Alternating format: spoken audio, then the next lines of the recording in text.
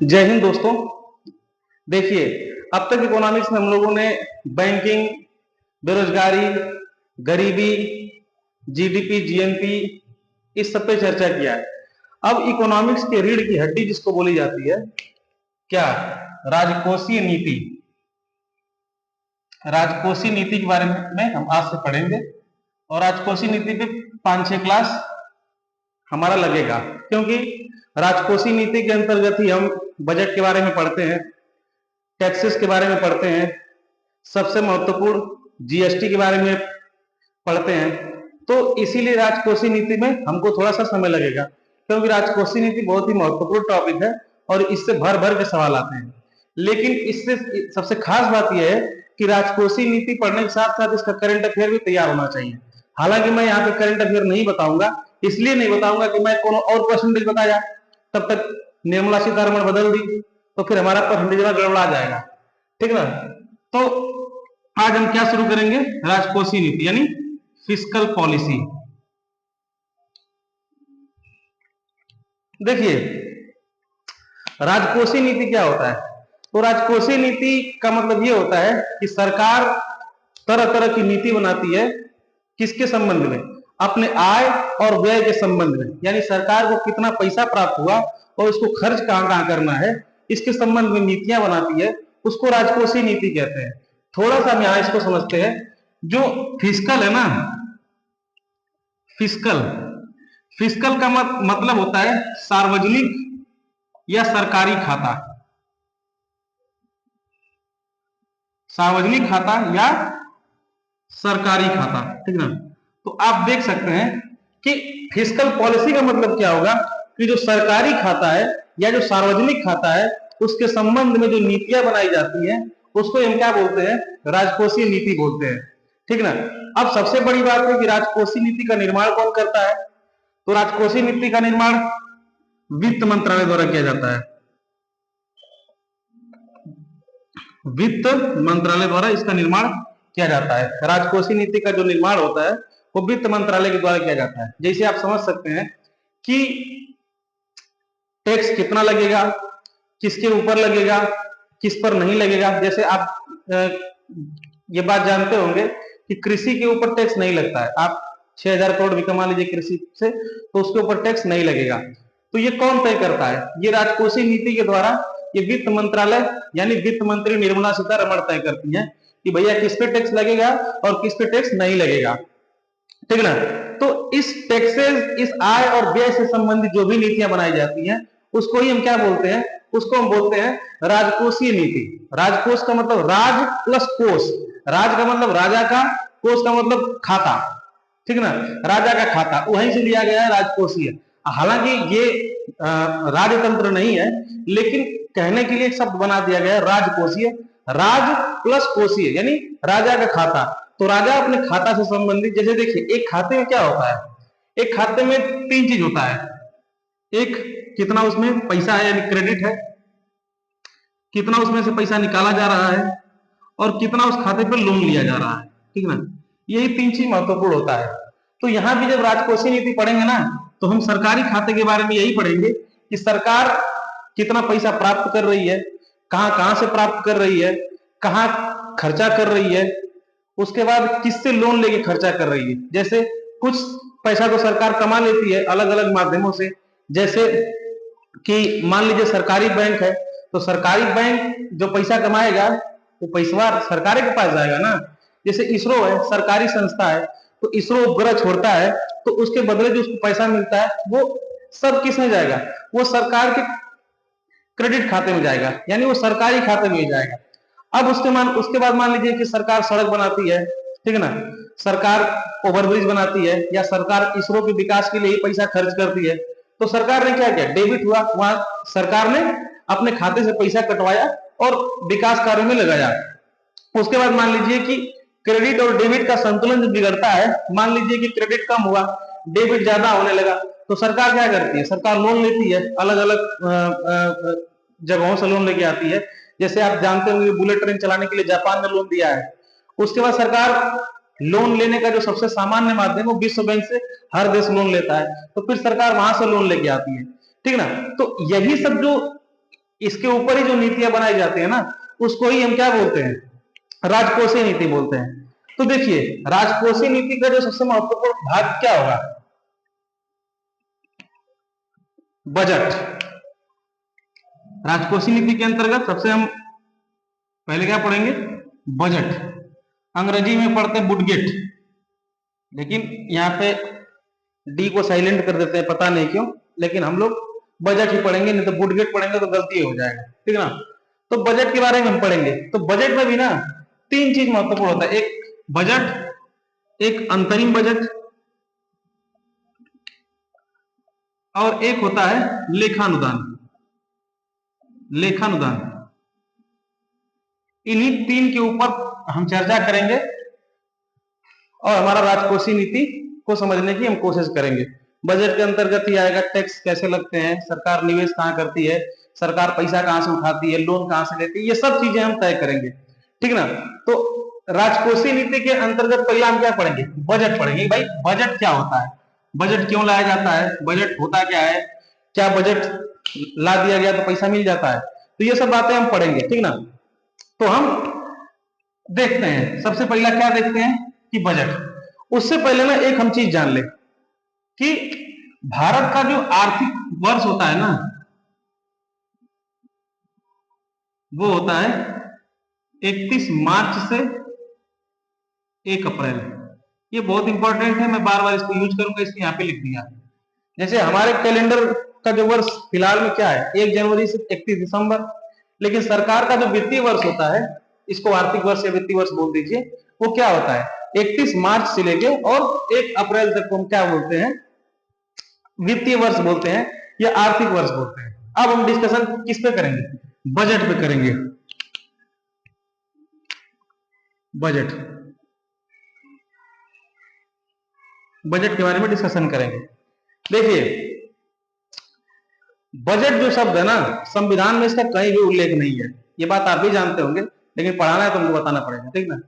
Budget शब्द का प्रयोग संविधान में कहीं भी नहीं किया गया है, लेकिन अनुच्छेद 112 में क्या कहा गया है, अनुच्छेद 112 में कहा गया है कि राष्ट्रपति स्वयं या किसी मंत्री के द्वारा वार्षिक वित्तीय विवरण प्रस्तुत कराएगा। ये आप लिख सकते हैं अनुच्छेद 112 में कि राष्ट्रपति क्या करेगा कि स्वयं या तो किसी मंत्री के द्वारा वार्षिक वित्तीय विवरण प्रस्तुत करवाएगा। क्या करवाएगा, वार्षिक वित्तीय विवरण प्रस्तुत करवाएगा, ठीक ना। अब ध्यान दीजिए बात को कि अनुच्छेद 12 में कहा गया है कि वार्षिक वित्तीय विवरण, इसी को सामान्यतः हम क्या बोल देते हैं, बजट बोल देते हैं, ठीक है। अब देखिए बजट क्या होता है, तो बजट में जरूरी नहीं है कि वित्त मंत्री ही प्रस्तुत करें। जैसे एक बार एग्जांपल लेंगे, अभी जब अरुण जेटली एक बार बीमार थे, तो उस समय पीयूष गोयल बजट प्रस्तुत किए थे, जबकि पीयूष गोयल उस टाइम क्या थे, वो रेल मंत्री थे, वित्त मंत्री नहीं थे। तो जरूरी नहीं है कि वार्षिक वित्तीय विवरण जो है वो वित्त मंत्री ही प्रस्तुत करे। वार्षिक वित्तीय विवरण प्रस्तुत करने का जो दायित्व होता है वो किसका होता है, वो राष्ट्रपति का होता है। लेकिन राष्ट्रपति स्वयं प्रस्तुत नहीं करता, वो क्या कह देता है कि किसी मंत्री को पकड़ता है, वो रक्षा मंत्री भी हो सकता है, वो वित्त मंत्री भी हो सकता है, वो कोई मंत्री रेल मंत्री भी हो सकता है, उससे कहेगा कि भाई देखो एक वार्षिक वित्तीय विवरण प्रस्तुत कर दो, ठीक है ना, यानी बजट प्रस्तुत कर दो, ठीक है ना। लेकिन सामान्यतः राष्ट्रपति किसके द्वारा ये बजट प्रस्तुत करवाता है, तो वित्त मंत्री के द्वारा ही बजट प्रस्तुत करवाता है। तो प्रश्न आ सकता है कि सामान्यतः बजट किसके द्वारा प्रस्तुत किया जाता है, तो वित्त मंत्री के द्वारा प्रस्तुत किया जाता है। लेकिन अगर फोर्स करके आपसे पूछे कि क्या सिर्फ वित्त मंत्री बजट प्रस्तुत करेगा, तो नहीं, बजट खाली वित्त मंत्री प्रस्तुत नहीं करेगा, कोई भी बजट प्रस्तुत कर सकता है। किस कोई भी में कौन आएगा, जिसको राष्ट्रपति जिम्मेदारी सौंपे कि भाई देखो तुम बजट प्रस्तुत करो। वही मैंने एक एग्जांपल नहीं दिया कि अरुण जेटली साहब एक बार बीमार थे, तो राष्ट्रपति ने पीयूष गोयल के द्वारा बजट प्रस्तुत करवाया कि भाई पीयूष गोयल इस बार आप बजट प्रस्तुत कर दो, क्योंकि इस बार जो है हमारे वित्त मंत्री बीमार चल रहे हैं, ठीक है ना। उसके बाद देखिए बजट क्या होता है, बजट वित्त मंत्री का एक भाषण होता है। वित्त मंत्री का क्या होता है, भाषण होता है। बजट प्रस्तुत करने का मतलब ये नहीं हुआ कि जितना आप आय व्यय के बारे में डिस्कशन किए वो सारा पैसा आपको पास हो जाएगा, ऐसा मतलब नहीं होता है।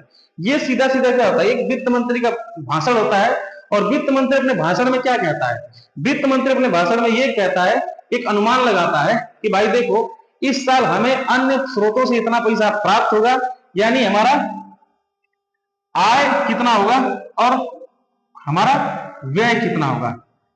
जो ये वित्त मंत्री का भाषण होता है उसमें मुख्य बिंदु यही रहता है कि वित्त मंत्री यही कहना चाहता है कि अलग अलग स्रोतों से, जैसे आयकर के द्वारा, कारपोरेशन टैक्स के द्वारा, कैपिटल गेन टैक्स के द्वारा, या जो सरकारी कंपनियां हैं उनके द्वारा जो कमाई होती है उसके द्वारा हमारा आय कितना होगा और हमारा व्यय कितना होगा। यानी आय हमारा इतना हुआ, जैसे एक एग्जांपल लेते हैं, मान लीजिए अलग अलग स्रोतों के द्वारा सरकार को 100 रुपया आय हुआ और व्यय कितना होगा, मान लीजिए 120 रुपया व्यय हुआ।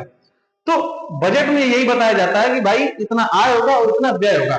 अब ये जो 20 रुपए एक्स्ट्रा खर्च हो रहा है ना, इसी के लिए सरकार क्या करती है, लोन लेती है अलग अलग जगहों से। सामान्यतः विश्व बैंक से लोन लिया जाता है, या इसमें किसी देश से भी लोन लिया जा सकता है, ठीक ना। तो ये बजट क्या है, ये जो भारत में आय और व्यय का विवरण है इस बजट में प्रस्तुत किया जाता है वित्त मंत्री के भाषण के दौरान, ठीक ना। वित्त मंत्री अपना भाषण देता है और बजट में आय और व्यय का विवरण प्रस्तुत करता है। अब देखिए बजट प्रस्तुत करने से ठीक पहले ना, जैसे मान लीजिए बजट प्रस्तुत करना है तो उसके पहले मुख्य आर्थिक सलाहकार क्या करता है, एक आर्थिक सर्वेक्षण प्रस्तुत करता है। भाई जैसे मान लीजिए अगर आज बजट हमें प्रस्तुत करना है तो आज से ठीक एक दिन पहले एक आर्थिक सर्वेक्षण प्रस्तुत किया जाएगा, किसके द्वारा, मुख्य आर्थिक सलाहकार के द्वारा।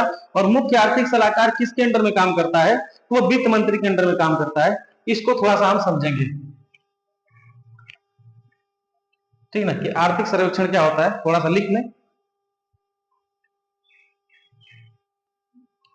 देखिए बजट प्रस्तुत करने से पहले ना एक वार्षिक रिपोर्ट प्रस्तुत की जाती है जिसको हम आर्थिक सर्वेक्षण कहते हैं। जैसे आप सोचेंगे ना कि वित्त मंत्री को कैसे पता कि इस साल कितना आय होगा और कितना व्यय होने की संभावना है, तो वो आर्थिक सर्वेक्षण के द्वारा ही वित्त मंत्री को पता चलता है।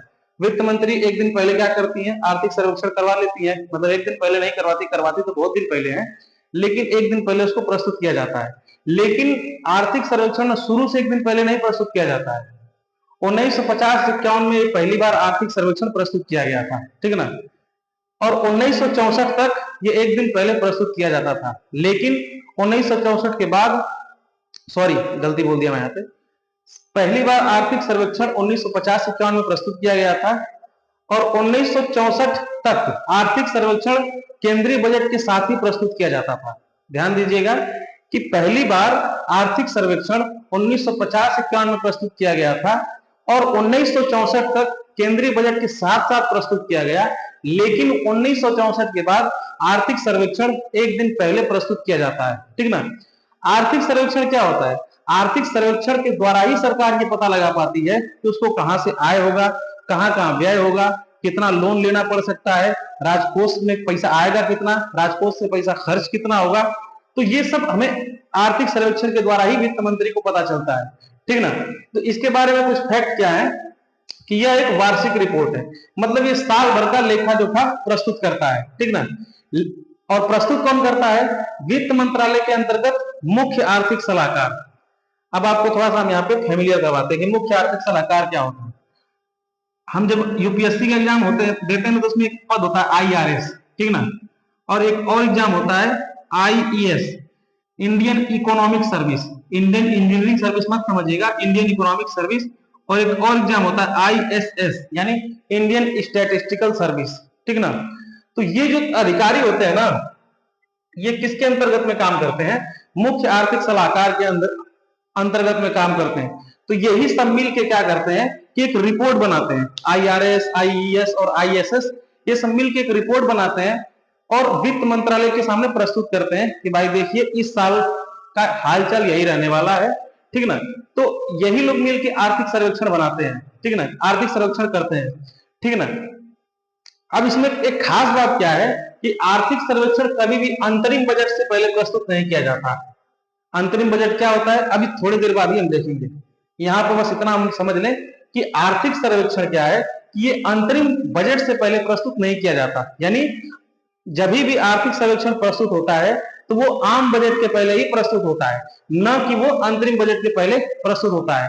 अब इसके अंतर्गत में सम्मिलित क्या किया जाता है, जैसे आर्थिक सर्वेक्षण जब ये अधिकारी करते हैं तो ये क्या देखते हैं, ये देखते हैं कि विकास दर कितना हुआ, यानी जीडीपी ग्रोथ कितना है। पहले जीडीपी कितना था, ग्रोथ कितना था, इस साल जीडीपी ग्रोथ कितना है। तो पहले यहाँ पे विकास दर यानी जीडीपी ग्रोथ देखते हैं। फिर उसके बाद देखते हैं कि महंगाई क्यों बढ़ रही है, इससे जुड़े कारण क्या है, महंगाई को कम कैसे किया जा सकता है, ठीक ना, यानी इन्फ्लेशन को कंट्रोल कैसे किया जाता है, इससे जुड़े कारण पे इस पे ध्यान दिया जाता है। दूसरा, राजकोषीय घाटा, यानी आय कितना होगा, व्यय कितना होगा, आय अगर कम होगा, व्यय अगर ज्यादा होगा, तो इसके बीच के अंतर को कम कैसे हम कर सकते हैं। उसके बाद आयात निर्यात। अब आयात निर्यात का विवरण क्यों देखा जाता है, जैसे जो देश मतलब निर्यात ज्यादा करता है, आयात कम करता है, उसकी अर्थव्यवस्था को मजबूत मानते हैं, क्योंकि वो निर्यात क्या कर रहा है, ज्यादा कर रहा है, यानी अपने सामान को दूसरे देशों में ज्यादा भेज रहा है, ठीक ना। तो यहां यह भी ध्यान दिया जाता है कि भारत अन्य देशों से आयात कितना कर रहा है और निर्यात कितना कर रहा है। उसके बाद विभिन्न क्षेत्रों का प्रदर्शन, विभिन्न क्षेत्रों के अंतर्गत में मान लीजिए देखा जाएगा कृषि का प्रदर्शन क्या रहा, पिछली साल कुल उत्पादन, कुल खाद्यान्नों का उत्पादन कितना रहा, उद्योग का प्रदर्शन क्या रहा, एमएसएमई का प्रदर्शन क्या रहा, ठीक ना। तो विभिन्न क्षेत्रों का प्रदर्शन देखा जाता है आर्थिक सर्वेक्षण के अंतर्गत, ठीक ना। तो आर्थिक सर्वेक्षण में इतना ही महत्वपूर्ण है कि ये बजट से एक दिन पहले प्रस्तुत किया जाता है। इसी रिपोर्ट के आधार पर वित्त मंत्री को इस बात का अनुमान होता है कि कितना आय होगा, कितना व्यय होगा। वित्त मंत्रालय के अंतर्गत मुख्य आर्थिक सलाहकार द्वारा प्रस्तुत किया जाता है। अंतरिम बजट के पहले प्रस्तुत नहीं किया जाता, ये आम बजट के पहले प्रस्तुत किया जाता है। इसके अंतर्गत सम्मिलित क्या होते हैं, जीडीपी ग्रोथ, इन्फ्लेशन और उसके कारण, ठीक ना, फिजिकल डिफिसिट, उसके बाद एक्सपोर्ट इंपोर्ट का जो डिटेल होता है वो, उसके बाद विभिन्न क्षेत्रों यानी विभिन्न सेक्टर्स, कृषि, एग्रीकल्चर, कृषि, इंडस्ट्री, ये सब का प्रदर्शन कैसा रहा, ये सब आर्थिक सर्वेक्षण के अंतर्गत हम लोग देखते हैं, ठीक ना। तो बजट पढ़ने से पहले हमें आर्थिक सर्वेक्षण थोड़ा पढ़ना जरूरी था, ठीक ना। अब देखिए, जब बजट प्रस्तुत करता है सरकार ना, या वित्त मंत्री जब बजट प्रस्तुत करते हैं तो उसमें तीन चीजों पर ध्यान दिया जाता है। पहला चीज आय, कहां से होगा, कैसे कैसे होगा, कितना होगा। दूसरा व्यय, और तीसरा लोन कितना लेना पड़ेगा, यानी कर्जा, ऋण जिसको बोलते हैं। इन तीन चीजों पर विशेष रूप से फोकस किया जाता है। अभी हम डिटेल में भी बजट पढ़ेंगे, लेकिन अभी डेफिनेशन समझ रहे हैं। तो बजट का डेफिनेशन आपने देख लिया, आर्थिक सर्वेक्षण क्या है देख लिया। अब हम लोग अंतरिम बजट को समझते हैं और लेखा अनुदान को समझते हैं कि अंतरिम बजट क्या होता है।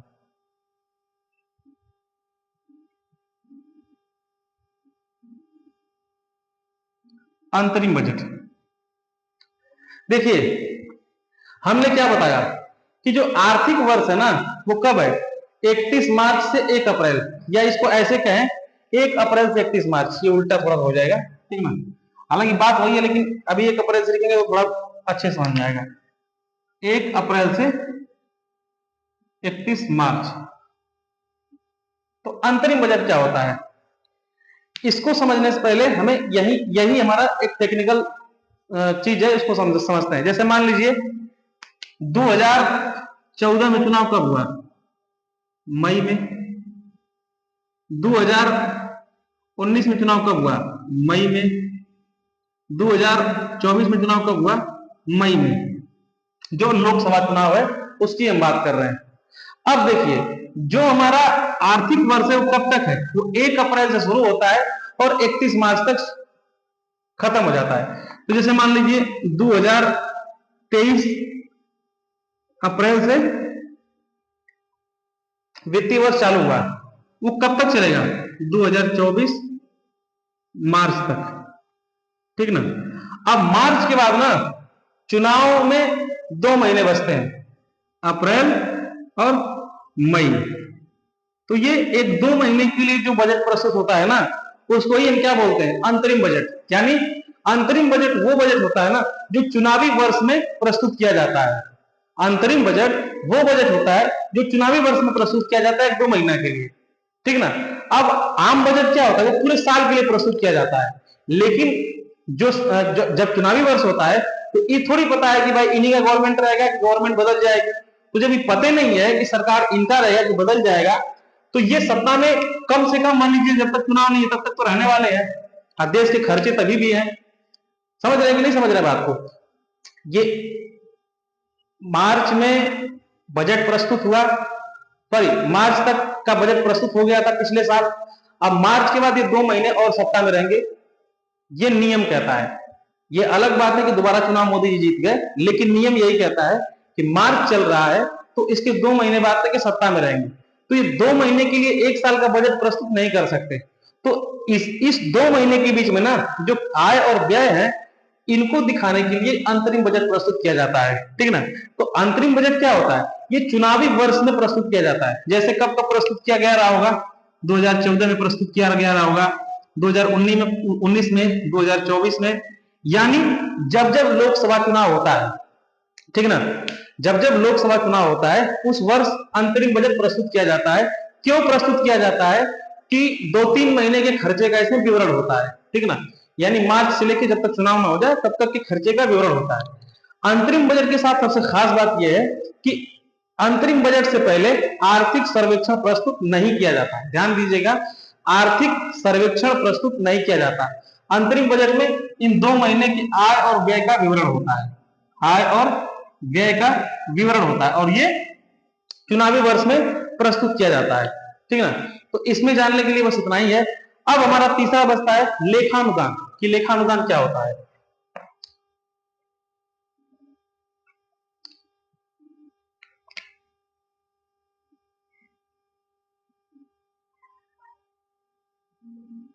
देखिए, लेखानुदान के साथ सबसे खास बात यह है ना कि ये भी चुनावी वर्ष में ही प्रस्तुत किया जाता है।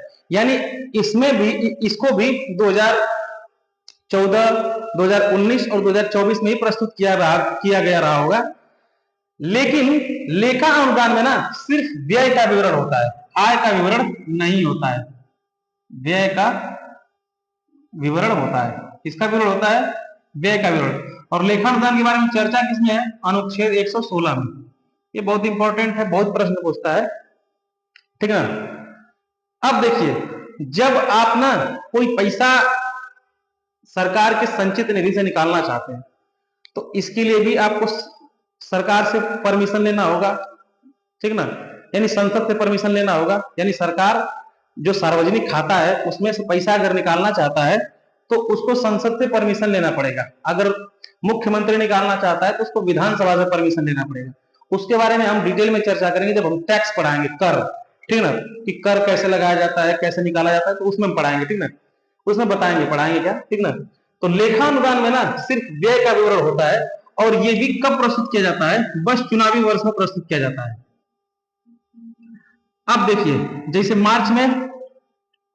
मार्च तक का जो वित्तीय विवरण था या बजट था वो पिछले साल प्रस्तुत किया गया था। अब ये जो 2 महीने का समय होता है ना, इसमें इमरजेंसी के जो खर्चे होते हैं ना उसके लिए होता है लेखानुदान। मान लीजिए कि सरकार को कोई आकस्मिक निधि की आवश्यकता है तो वहां पे लेखानुदान के थ्रू ही पैसे निकाले जाते हैं। अब जैसे मैंने एक लाइन कहा कि जब सरकार पैसा निकालना चाहता है सार्वजनिक खाते से तो उसको संसद से परमिशन लेना पड़ता है। लेकिन लेखानुदान निकालने के लिए ना, देखिए, संसद से परमिशन लेना पड़ता है, और संसद से परमिशन लेने के लिए सरकार क्या करता है, वित्तीय विनियोग का गठन करता है। लेकिन लेखानुदान निकालने के लिए ना वित्तीय विनियोग के गठन की आवश्यकता नहीं होती है, ये डायरेक्ट निकाला जा सकता है।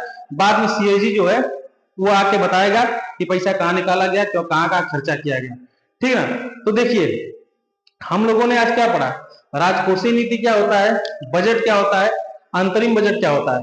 अब नेक्स्ट वीडियो में हम क्या पढ़ेंगे कि बजट कितने प्रकार का होता है। जैसे बजट 2 प्रकार का होता है, राजस्व बजट, पूंजीगत बजट, ठीक ना। अब ये राजस्व बजट क्या है, इसके अंदर में ही हम टैक्सेस के बारे में पढ़ेंगे कि टैक्स क्या है, सरकार निवेश कहाँ करता है, तो वो हम अगले वीडियो में देखेंगे। तब तक के लिए जय हिंद।